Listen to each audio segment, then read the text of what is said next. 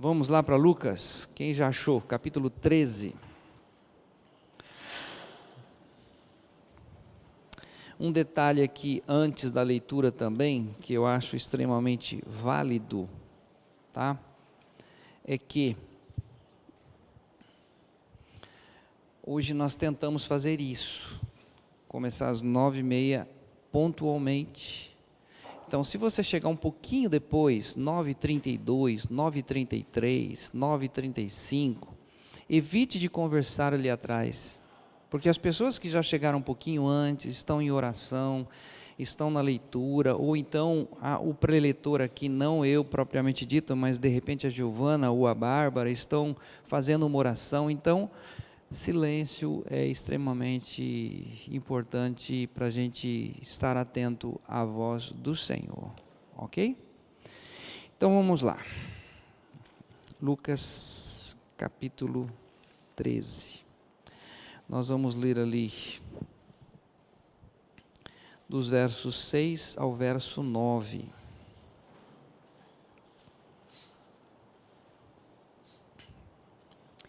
E dizia esta parábola: certo homem tinha uma figueira plantada na sua vinha e foi procurar nela fruto. Não o achando, e disse ao vinhateiro: eis que há 3 anos venho procurar fruto nesta figueira, e não o acho. Corta-a, porque ocupa ainda a terra inutilmente? E respondendo ele, disse-lhe: Senhor, deixa-a este ano, até que eu a escave e a esterque, e, se der fruto, ficará, e se não, depois a mandarás cortar. Amém? Nós vamos orar. Senhor, eu peço mais uma vez, por graça e misericórdia, aos professores que estão lá atrás, com o objetivo de ministrar a Tua palavra, e por esse momento aqui, a nossa mente, Senhor, o Senhor conhece, ela vaga, ela vai lá fora, ela vai nos compromissos, ela vai no mercado, ela vai no almoço, ela foge, tenta fugir da Tua presença. O que nós pedimos nesse momento, Senhor, é que o Senhor, por graça, através do Teu Espírito Santo, nos faça dar atenção nesse momento à Tua palavra, à Tua verdade que transforma, que muda a nossa essência. Por misericórdia, Senhor, opera isto por graça, por graça. Nós precisamos do Senhor agora, nós precisamos da unção do Teu Espírito agora, nós precisamos da revelação da Tua palavra agora. Então ajuda-nos nesse momento, em nome de Jesus. Amém. Muito bem, talvez nós temos aqui alguém que assistiu um estudo domingo passado e não teve chance de estudar conosco o mês de fevereiro. O mês de fevereiro nós fizemos uma série do dia 2 e terminamos hoje, dia 23, chamados para servir. Então, no primeiro domingo, bastante impactante, né? Giovana ministrou aqui a palavra. Depois nós trabalhamos um pouco servir a quem? Né? Servir ao Senhor com alegria. Então, não é servir propriamente a comunidade, o pastor, mas é servir ao Senhor. E esse servir deve ser com alegria. Domingo passado nós trouxemos aqui exemplos de pessoas que o Senhor usou no tempo de Deus para momentos específicos. E no domingo passado eu não mencionei e trouxe hoje para vocês terem noção. Depois eu posso passar o texto caso alguém queira. Eu vou apenas citar, tá? Jesus começa o ministério dele com 30 anos. A outra referência que nós temos é ele com 12 anos no templo. Quando ele diz, eu estou fazendo aquilo que o meu pai me ensinou. Então ele está no templo aos 12 anos. Mas o ministério começa aos 30. Quando Deus chama Noé para construir a arca, ele está com 500 anos. ele termina, ou quando começa o dilúvio, ele está com 600 anos. Hoje não vai dar, né? 500 anos, Fernando, é muito, né? Estava na flor da idade. O Abraão, ele começa a jornada, ele sai da terra até a terra que Deus iria mostrar a ele, com 75 anos. Depois nós abordamos Moisés. Moisés começa o trabalho perante Faraó, para a retirada do povo, com 80 anos. E nós temos Ana, que nós citamos aqui como exemplo também, ela está no templo, ela está com 84 anos. Então, eu queria trazer à memória da igreja que Deus usa você no tempo dele. Não é com base em emoções do momento, mas é a partir do momento que nós fazemos uma entrega a ele, no momento dele, ele vai chamar: eu quero você nessa função. A própria Escritura mostra que Jesus Cristo, ele veio na plenitude dos tempos. Foi no tempo exato, na hora certa, no momento que Deus preparou para isso. Assim como a gente ouve muitas denominações pregando sobre escatologia, às vezes até causa um certo medo nas pessoas, mas o Senhor Jesus vai voltar no tempo de Deus, na hora certa. Essa hora já está tudo certo, Deus já tem tudo isso. Então, o que nós precisamos estar atentos hoje, né, vamos caminhar em alguns textos, é que não adianta você querer fazer as coisas no muque, na força. Moisés tentou. Quem conhece um pouco da história, ele achou que libertar seria matar os egípcios, e não era assim, né? Teve o tempo certo que Deus chamou, e Deus, quando chama alguém, ele já chama e ele capacita, e ele usa essas vidas com misericórdia, e não com força e nem com violência, mas com o Espírito Santo, que só ele pode nos dar, ok? Então, alguns textos que nós vamos estar caminhando vão mostrar aí realidades, né, do nosso dia a dia, e nós precisamos então estar sensíveis à voz do Senhor, ok? Objetivo geral hoje, como nós trabalhamos esse mês, é ampliar o conhecimento na Escritura. À medida que conhecemos a Escritura, nós estamos livres de errar. À medida que conhecemos a Escritura, a própria Escritura diz: conhecereis a verdade vos libertará. Então, vários textos, isso vai ampliar o nosso conhecimento. E o objetivo específico hoje é: até quando vamos ser adubados? Né? Tem gente que está sendo adubado já há um bom tempo e não tem atitude. Né? De repente Deus já falou, mas aí existe um friozinho na barriga, um medo de se lançar. Às vezes a pessoa diz assim: isso é coisa da minha cabeça. Então, lembrando que o mar morto é chamado de mar morto porque ele só recebe e não dá absolutamente nada, tudo para ali. O Rio Jordão termina ali, ali é o fim. Ou seja, nós precisamos estar atentos que Deus nos dá a palavra, Ele enche o copo para isso transbordar, atingir outras vidas, né? Isso é uma obra tremenda que não é eu que vou convencer, mas é o Espírito Santo que faz isto, ok? Voltando à leitura, Leandro, você pode ler de novo Lucas 13, do 6 ao 9. Jesus está com fome. E dizia esta parábola: certo homem tinha uma figueira plantada na sua vinha e foi procurar nela fruto.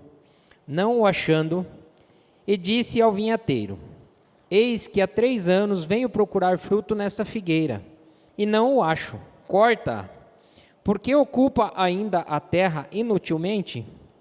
E, respondendo ele, disse-lhe: Senhor, deixa este ano, até que eu a escave e a esterque, e, se der fruto, ficará, e, se não, depois a mandarás cortar.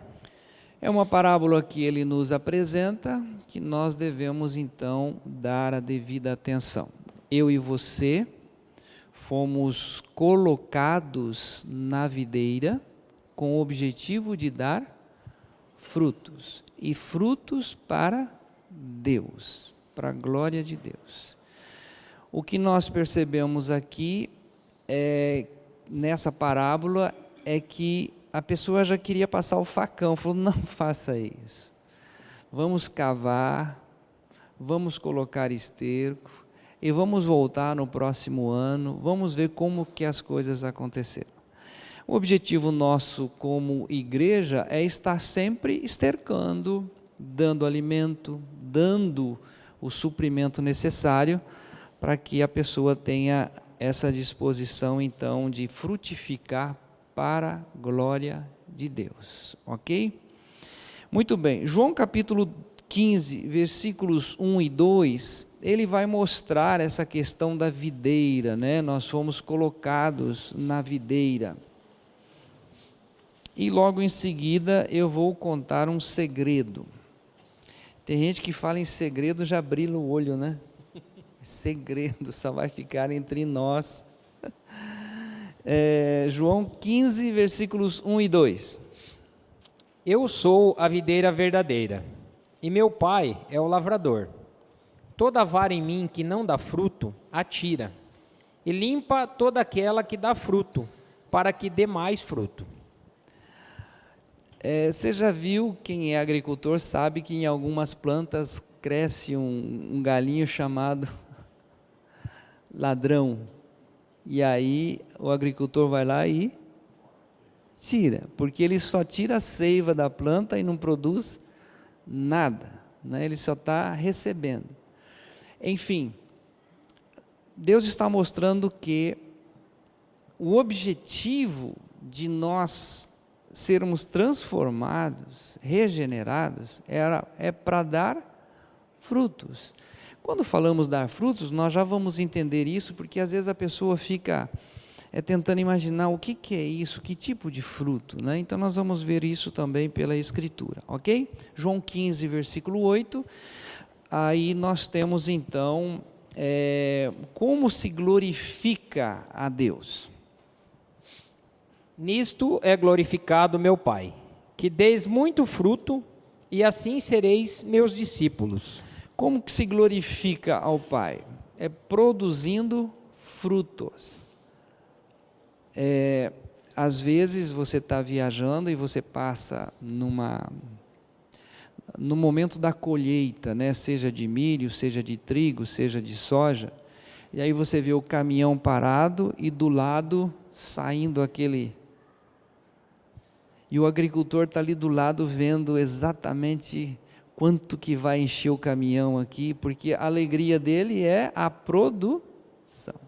A alegria do Senhor é a produção, são os frutos, né?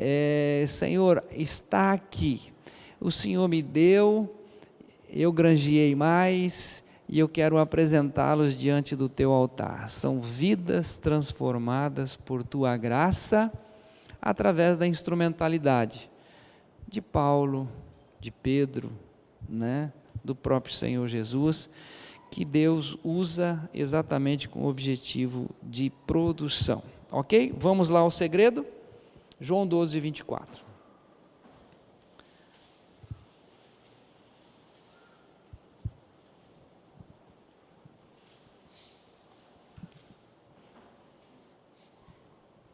Na verdade vos digo que, se o grão de trigo, caindo na terra, não morrer, fica ele só, mas, se morrer, dá muito fruto. Ok, segredo. Isso acontece muito. Não sei se você já ouviu falar sobre a palavra proselitismo. Proselitismo é quando eu quero encher essa comunidade de pessoas para serem membros da comunidade.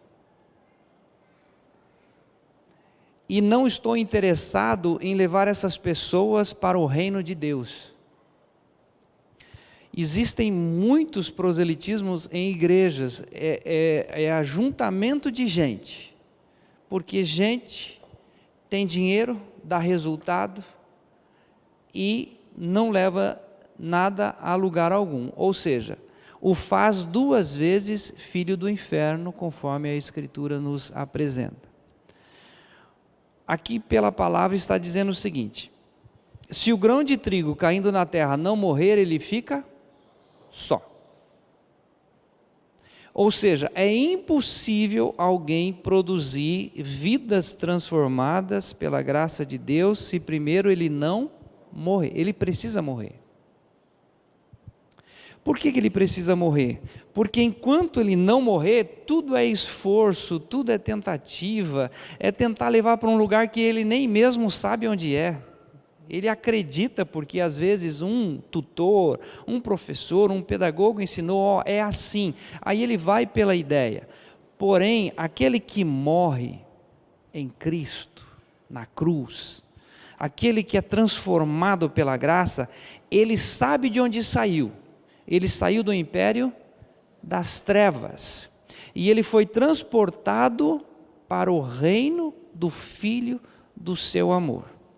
Ou seja, ele sabe mostrar o caminho. O caminho é Jesus. Ele é o caminho, a verdade e a vida. Ninguém vai ao Pai senão por Ele. Ele não vai mostrar o caminho da comunidade. Ele não vai mostrar o caminho de uma igreja. Ele vai mostrar o caminho. O caminho é Jesus. Fora dele não há salvação. Ou seja, aquele que morreu, ele não está interessado em encher igrejas, mas ele está interessado em levar a pessoa para o reino de Deus, transformado pela graça. Independente da denominação, você agora conheceu o Senhor Jesus, foi transformado pela graça, mas eu continuo na presbiteriana, eu continuo na católica, eu continuo, olha, onde você estiver.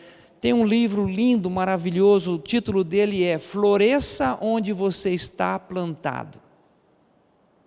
Se você está plantado dentro de uma denominação e agora Cristo é a sua vida, ali você vai exalar o bom cheiro de Cristo. Ali o sal vai aparecer, ali a luz de Cristo vai aparecer, porque agora você morreu e Cristo é a sua vida. Então, onde você estiver, você vai exalar o bom cheiro de Cristo. Então, o segredo de servir ao Senhor, de produzir frutos, exatamente o princípio é este: já estou crucificado com Cristo e vivo, não mais eu, mas Cristo vive em mim. Porque quando alguém chegar para você e perguntar assim, o que você tem de diferente? Eu vou, eu nada, continua a mesma tranqueira. Não, mas você tem algo diferente. Aí você vai dizer assim, sabe o que aconteceu? É que um dia lá na cruz do Calvário, o meu velho homem foi destruído. E se você está vendo uma coisa boa em mim, sabe de quem que é? Da pessoa do Senhor Jesus Cristo. E se você vê algo diferente, é porque há uma luz em mim que não é minha. É a luz de Cristo brilhando em mim. Então você vai poder levar outra pessoa, não pelo testemunho que você dá, mas pela vida de Cristo que vive dentro de você. A Marinês e o Antônio, eles conhecem a palavra, e um dia o pastor Glênio ministrando e falando, o Antônio em comunhão com o pastor Glênio conversando, a Marinês ela não me pregou o evangelho, mas o evangelho sai pelos poros, a vida dela é o evangelho, ou seja, a vida de Cristo sai pelos poros, o bom cheiro de Cristo exala, não é as quatro paredes, não são as denominações, mas é Cristo em nós, a esperança da glória, é isso que a Bíblia nos ensina. Então, a partir desse segredo, agora sim a coisa fica bem mais gostosa. Atos capítulo 20, verso 24, esse texto nós apenas citamos no domingo passado, né? Quando você vê o apóstolo Paulo trabalhando, correndo, fazendo, acontecendo, vidas sendo transformadas, um ministério tremendo, mas há uma decisão, né, que está aqui descrito, Atos 20, 24. Mas em nada tenho a minha vida por preciosa, contanto que cumpra com alegria a minha carreira e o ministério que recebi do Senhor Jesus, para dar testemunho do evangelho da graça de Deus. Amém. Não tenho a minha vida por preciosa. A minha vida, a vida de Paulo ficou lá atrás. Agora não sou eu quem vivo, Cristo é a minha vida. O meu desejo é servir ao Senhor e servir com alegria. O interessante no texto, gente, isso vale a pena a gente aqui apontar, é que ele fala assim: eu recebi um ministério do Senhor. Mas vocês estão lembrados quem que envia o apóstolo Paulo nas missões? A igreja de Antioquia. A igreja impõe as mãos sobre ele e ele sai fazendo o trabalho missionário. Isso é extremamente importante. O ministério quem dá é o Senhor Deus. Mas a pessoa às vezes quer alguém, um apoio, uma orientação, então a igreja ela dá esse suporte.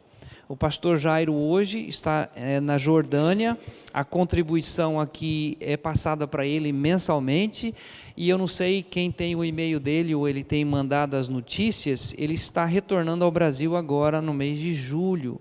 Ele vai trabalhar pelo Ministério MIAF, Missões na África. E a sede dessa missão é em Londrina, então ele está retornando depois de 20 anos no campo. Ele vai agora coordenar o trabalho na África do Sul através da sede aqui no Brasil. Mas a igreja é o suporte, a igreja está dando condições para isso. Alguém transformado pela graça que está levando essa boa palavra, né, a palavra de Deus. Um outro texto, lembrando ainda de Paulo, 1 Coríntios 15, 27, que nós lemos semana passada, que isto vale a pena nós termos essa percepção. Nosso corpo é preguiçoso. Quem gosta de academia?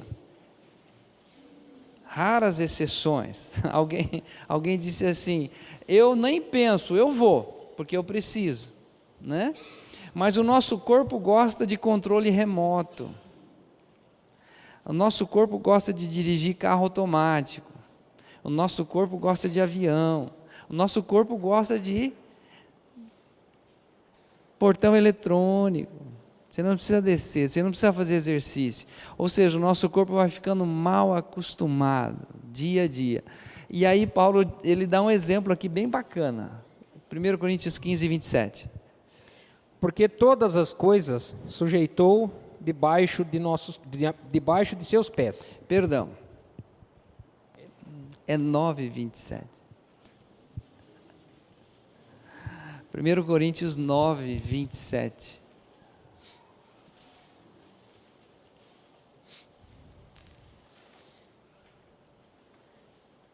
Antes, subjugo o meu corpo e o reduzo à servidão. Para quê? Pregando aos outros, eu mesmo não venha de alguma maneira a ficar reprovado.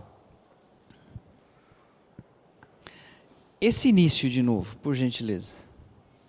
Antes, subjugo o meu corpo e o reduzo à servidão. Esse detalhe aqui, ó. Subjugo o meu corpo e o reduzo à servidão. Nós não vamos falar das viagens missionárias dele, do trabalho naquela época, que não tinha carro automático, não tinha isso, não tinha aquilo, às vezes era em cavalo, às vezes era a pé, às vezes em naufrágio, várias vezes que ele conta ali, enfim, por isso que ele diz lá em Filipenses, né, quando ele diz assim: em todas as formas estou experimentado, tanto a ter fartura como a padecer necessidade, tudo posso naquele que me fortalece. Ou seja, alguém que colocou o corpo dele à disposição. Eu quero servir ao Senhor, quero fazer isso com alegria. Então nós temos todo um trabalho aí maravilhoso que o Senhor Deus então usa Paulo para isso, ok? Então vamos lá bem rapidamente, eu quero apontar aqui 4 coisas, essas 4 coisas são rápidas, tá? Não se assuste. Primeiro delas, você às vezes fica perguntando, qual é o fruto? Como que eu vou produzir fruto? Que fruto é esse? Né? Então vamos lá. Filipenses 2:8.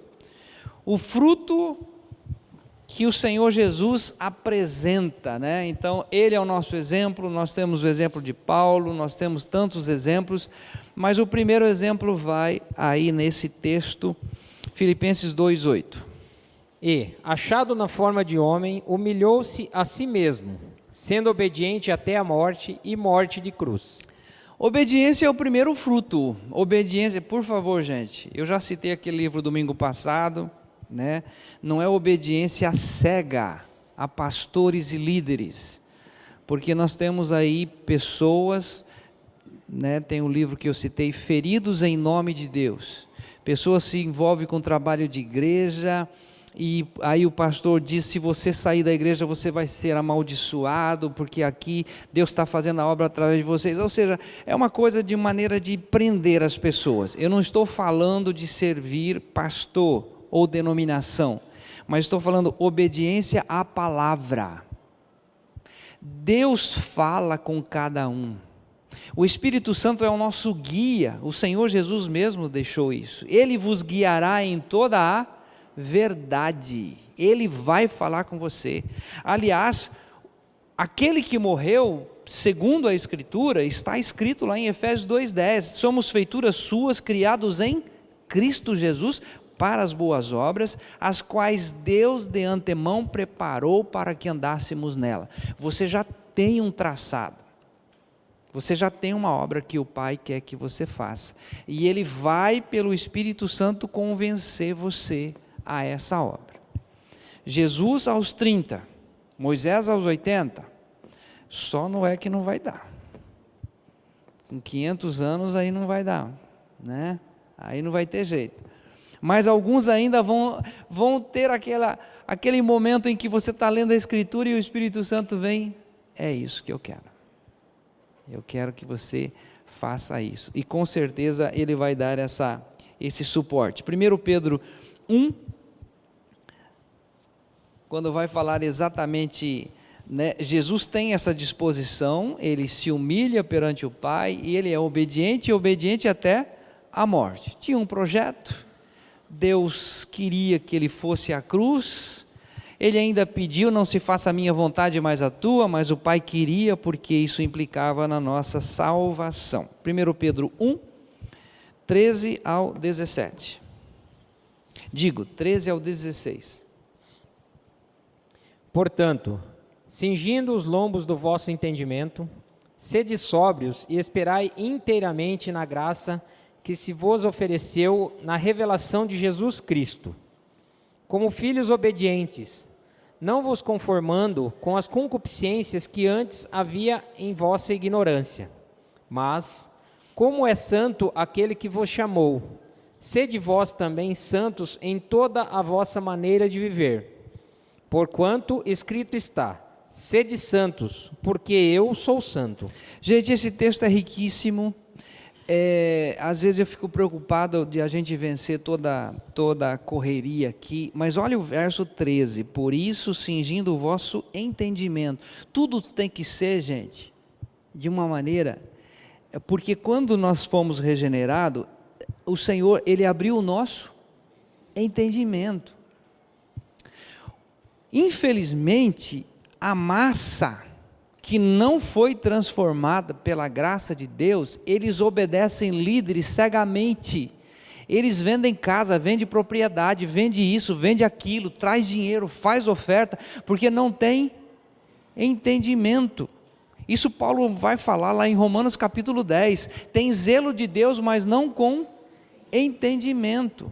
Ou seja, quando você morre em Cristo, seus olhos são abertos, você tem entendimento.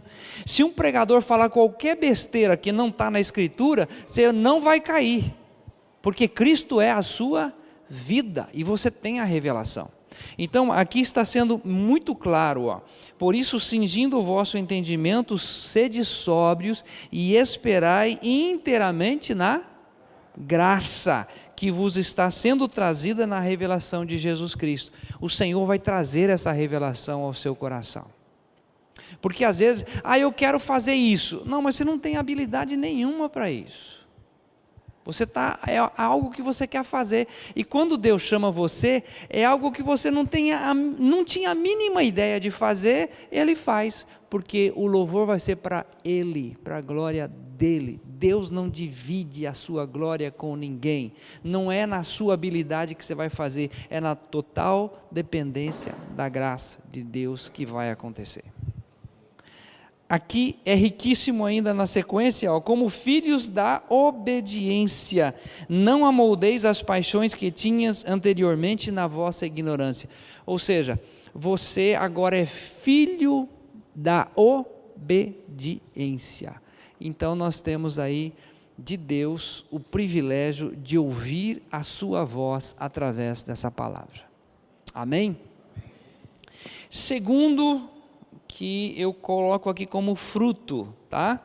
Mateus capítulo 26, 36 a 39, mas eu vou apenas citar, tá, gente? Senão a gente vai ficar muito tempo aqui. Estão lembrados daquela oração? Se for possível, passa de mim esse cálice, todavia não se faça a minha vontade, mas a tua. Quanto que lhe custou isso? O 36 vai mostrar o seguinte: a alma dele está triste até a morte. Essa decisão, gente, o fruto da vontade de Deus, eu me colocar à vontade de Deus, isso custa caro. Porque de repente, quando você se coloca para fazer a vontade de Deus, não é a sua. E isso custa caro. Tem um preço. A alma dele está aflita, está triste, angustiada até a morte.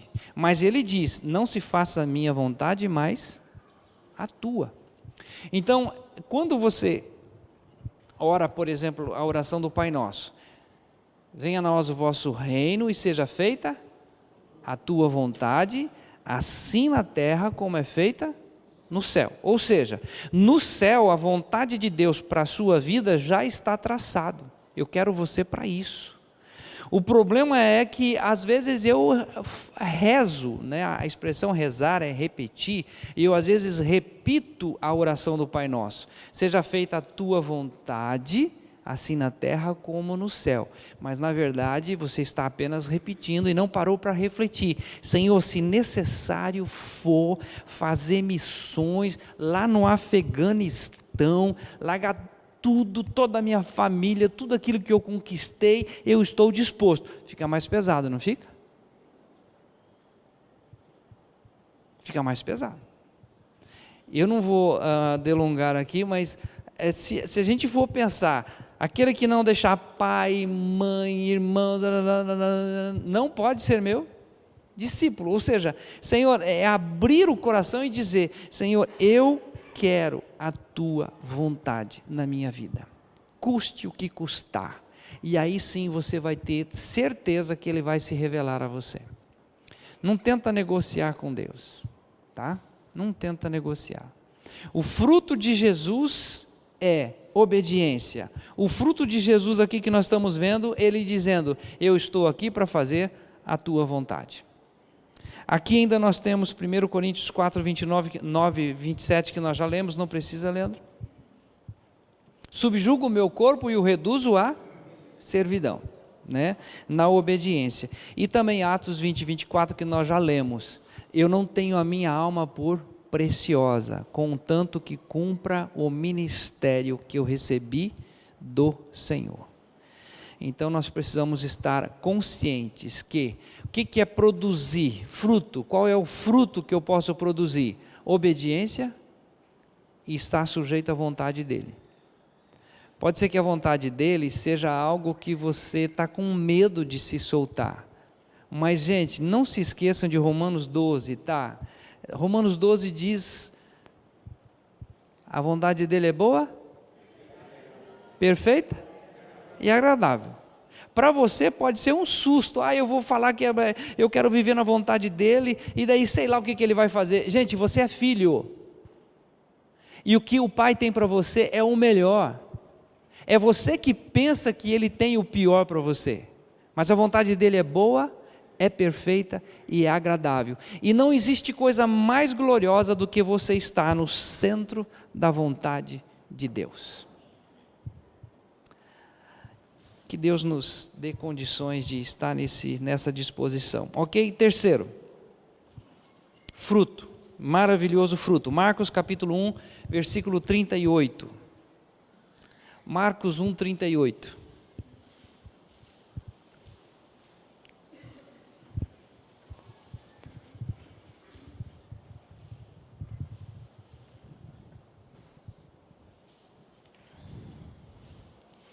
E ele lhes disse: vamos às aldeias vizinhas, para que eu ali também pregue, porque para isso vim.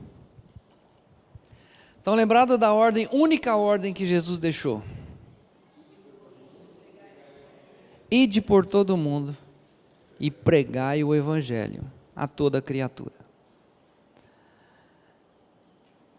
Também não vamos falar do evangelho, porque não é o objetivo aqui hoje. Mas quem já tem a clareza sobre o evangelho é um mendigo mostrando a outro mendigo onde ele encontrou pão. Evangelho é Jesus veio nos buscar, na cruz ele nos atraiu, o nosso velho homem foi com ele crucificado, e na ressurreição nos ressuscitou em novidade de vida.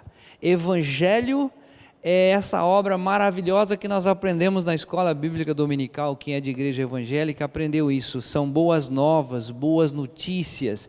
É a obra que Cristo fez em nosso resgate. Não apenas fez por nós, mas nos levou a ser participantes dessa obra gloriosa. E hoje Cristo é a nossa vida. Então aqui em Marcos 38 ele diz o seguinte, aqui é um episódio lindo, gente, se você conhecer um pouquinho, porque Jesus sai de madrugada no 35, ele sai de madrugada, ele vai orar, os discípulos vão atrás dele, os discípulos, tem um monte de gente procurando, ele diz, não, convém que eu vá em outras aldeias, porque eu vim para pregar, eu não vou ficar num só lugar, eu vou pregar. E aí nós temos então esse fruto. Qual é o fruto realmente que glorifique a Deus? Pregue o evangelho. Se for necessário, fale.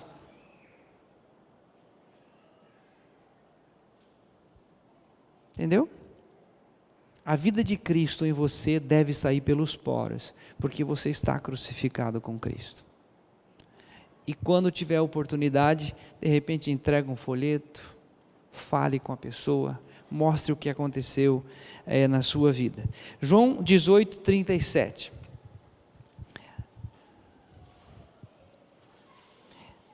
Eu estou com pressa aqui, mas eu acredito que as crianças não estão nem um pouco à pressa lá fora, tá? Aliás, acho que se deixasse elas o dia inteiro aí, acho que ficava. Mas nós vamos rápido aqui. João 18, 37, o que diz? Disse-lhes, pois, Pilatos, logo tu és rei? Jesus respondeu, tu dizes que eu sou rei. Eu para isso nasci e para isso vim ao mundo, a fim de dar testemunho da verdade. Todo aquele que é da verdade ouve a minha voz. Percebe que pregar é dar testemunho da verdade. Quando Pilatos pergunta para ele, ele não fala outra coisa. Ele não levanta ali um tratado para explicar para Pilatos. Não, eu vim dar testemunho da verdade. E ele estava sendo exatamente a verdade sendo vivenciada. Eu vim para buscar e salvar o perdido. Eu estou aqui dando a minha vida pelo perdido. Porque o pastor, o verdadeiro pastor, ele dá a vida pelas suas ovelhas. Então Jesus está exatamente cumprindo o seu papel, testemunhando a verdade. Qual é o fruto que eu posso dar ao Senhor Deus? Ser testemunha da verdade onde eu estiver. Hoje é uma das coisas mais difíceis. Se você entrar na política,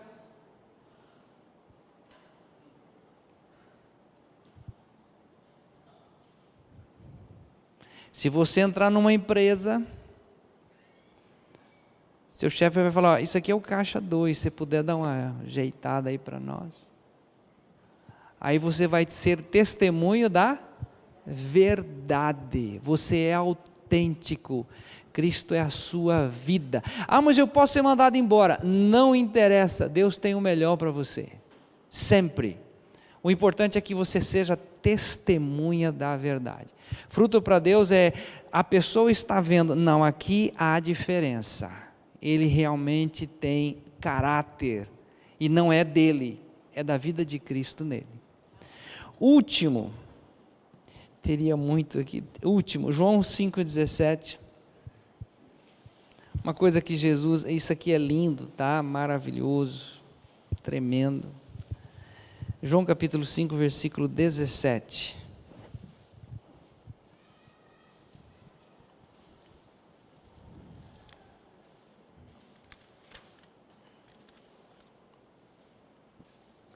E Jesus lhes respondeu: meu Pai trabalha até agora, e eu trabalho também. Gente, nova criatura, nasceu de novo, passou pela cruz, é uma pessoa que trabalha. Trabalha.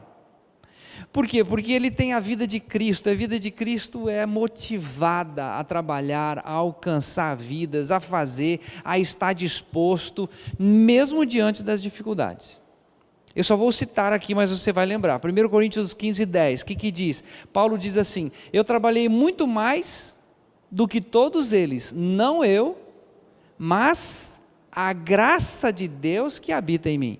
Ou seja, ele trabalha porque faz parte da natureza dele trabalhar. E quando nós estamos falando aqui de trabalho, não propriamente o trabalho braçal que você faz todos os dias, mas é em prol do reino. Buscar em primeiro lugar o reino. Como que é o seu trabalho? Eu não sei, talvez você sustenta um missionário lá fora, faz alguma coisa, tem coisas que a gente nunca vai saber como que a pessoa está fazendo. De repente alguém é um intercessor nato, está ali em casa orando. Aquela Ana que nós falamos domingo passado, ela vivia no templo, oração e jejum, e é uma coisa que não aparece. Outras coisas que não aparecem pela internet, pessoas estão mandando mensagem, WhatsApp, tem coisas que nós não vamos perceber nunca, mas são pessoas que trabalham em prol do reino de Deus, são transformados pela graça e não conseguem se aquietar. Ele tem que trabalhar, ele tem que fazer. Eu trabalho para o reino de Deus, isso é tremendo. Então, eu vou falar, crente, se não, por isso que tem que morrer. Porque tem uns crentes preguiçosos, são crentes, são membros de igreja, mas são preguiçosos, nunca morreram. Agora, Cristo nele trabalha, ele produz para a glória de Deus, para o reino de Deus, ok? Finalmente, gente, chegamos aqui num ponto que, para nós terminarmos, tá? Para o dia de hoje. Salmo 126.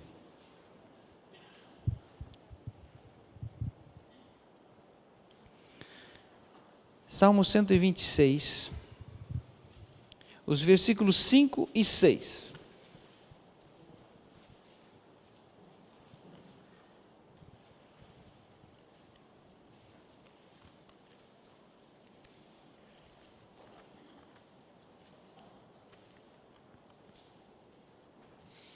Os que semeiam em lágrimas cegarão com alegria.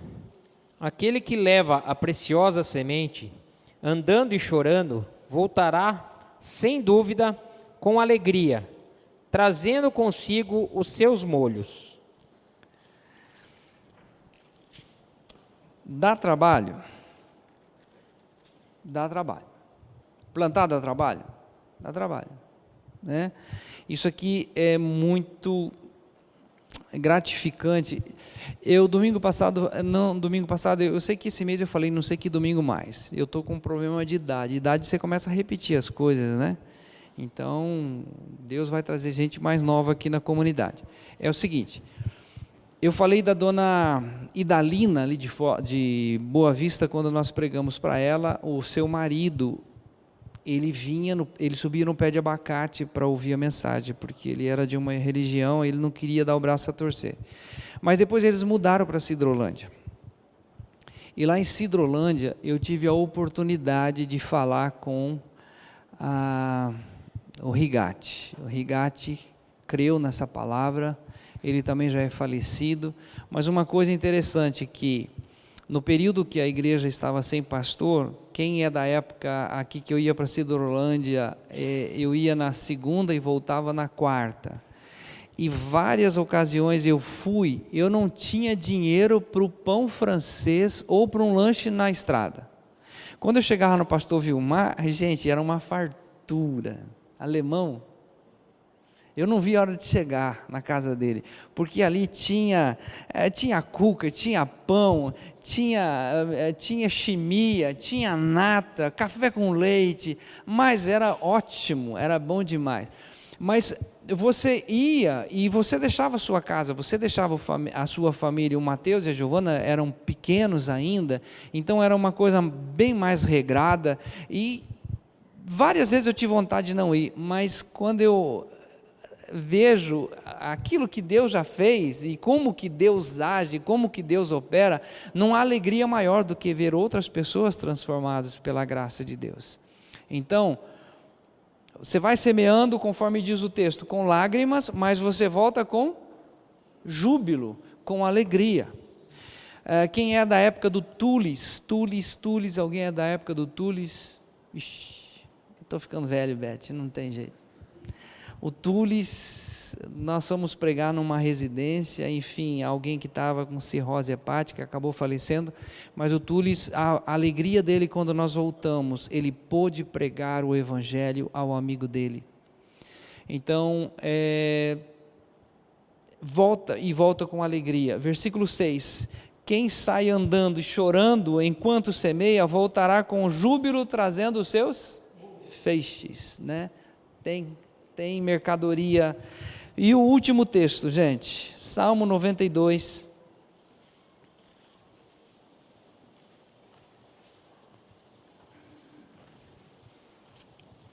Salmo 92, versículos 13, 14 e 15.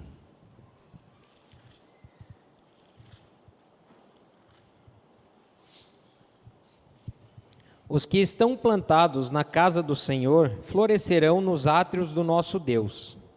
Na velhice ainda darão frutos, serão viçosos e florescentes, para anunciarem que o Senhor é reto. Ele é a minha rocha, e nele não há injustiça.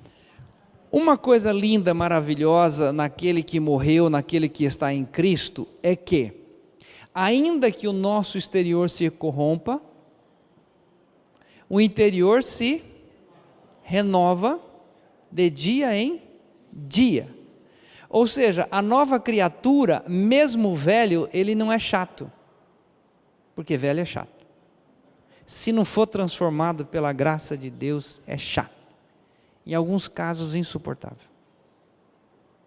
Aquele que é transformado pela graça, o texto está dizendo aqui, plantados na casa do Senhor, florescerão nos átrios do nosso Deus, e na velhice darão ainda frutos. O irmão Renato morreu ano passado, 76 anos.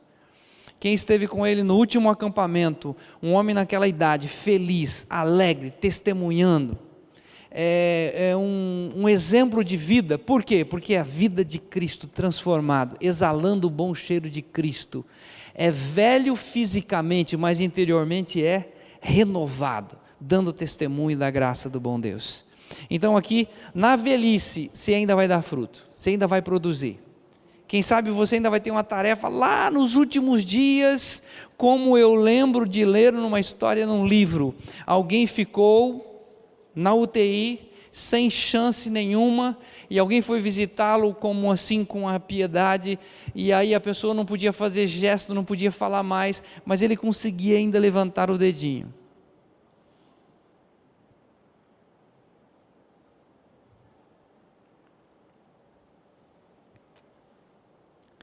É olhar para o autor e consumador da nossa fé. Às vezes, lá no finalzinho da vida, você ainda vai ser um testemunha vivo da graça do bom Deus. Eu queria encerrar essa série, Chamados para Servir, é que você foi chamado para servir ao Senhor. aonde Ele quer, da forma que Ele quer. E às vezes isso não vai aparecer na mídia, não vai aparecer aqui na comunidade. Somente você e Deus. Mas você vai ser homem e mulher para honrar e glorificar o Senhor. Ali atrás, no mural, tem algumas coisas aqui na igreja que nós necessitamos de pessoas, trabalho humano, né? Nós temos aí vários líderes que trabalham, ministério de crianças, ministério com adolescentes, o período da intercessão. Nós temos aqui os trabalhos durante a semana e de repente você olha ali e fala, nossa, eu gostaria de estar participando disso, ajudando nisso, mas com a visão, não é ajudar a comunidade nem o pastor, é servir ao Senhor. E se abraçar a causa é servir com alegria. Aí se você perguntar para mim quantos dias, eu vou ter que dizer todos os dias, porque a vida de Cristo é trabalho, é trabalhar. Vamos ficar em pé.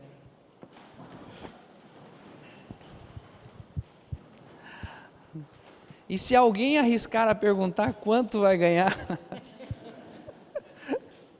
sabe quanto que a tribo de Levi ganhou na distribuição das terras? Nada. Porque a herança da tribo de Levi era o Senhor. Aquele que serve ao Senhor, a herança dele é o Senhor. É, bem isso. Vamos orar. Senhor, nós te somos gratos, imensamente gratos. Estamos aqui totalmente entregues ao Senhor, e o meu desejo é te servir enquanto o Senhor permitir viver nessa terra. A tua vontade é a minha prioridade, Senhor. A vontade de todos os que aqui estão, o Senhor conhece na intimidade o coração, mas eu sei como testemunho, olhando a vida do teu filho, olhando a vida dos que te serviram, que não há nada mais prazeroso do que estar na tua vontade, que é boa, perfeita e agradável. Senhor, a tua graça sabe e há de fazer, há de chamar, há de capacitar aqueles que o Senhor tem para toda e qualquer obra que está no teu coração. Por isso nos entregamos a Ti, para que o Senhor nos use de maneira que lhe agrada. Em nome de Jesus. Amém.